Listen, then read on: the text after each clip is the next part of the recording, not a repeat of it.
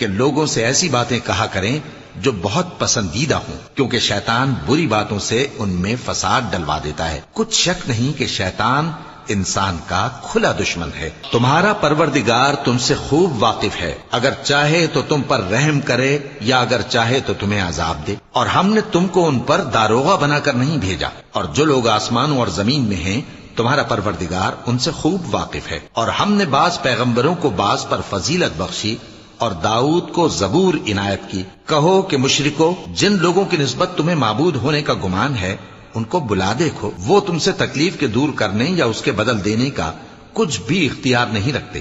یہ لوگ جن کو اللہ کے سوا پکارتے ہیں وہ خود اپنے پروردگار کے ہاں ذریعہ تقرب تلاش کرتے رہتے ہیں کہ کون ان میں اللہ کا زیادہ مقرب ہوتا ہے، اور اس کی رحمت کے امیدوار رہتے ہیں اور اس کے عذاب سے خوف رکھتے ہیں۔ بے شک تمہارے پروردگار کا عذاب ڈرنے کی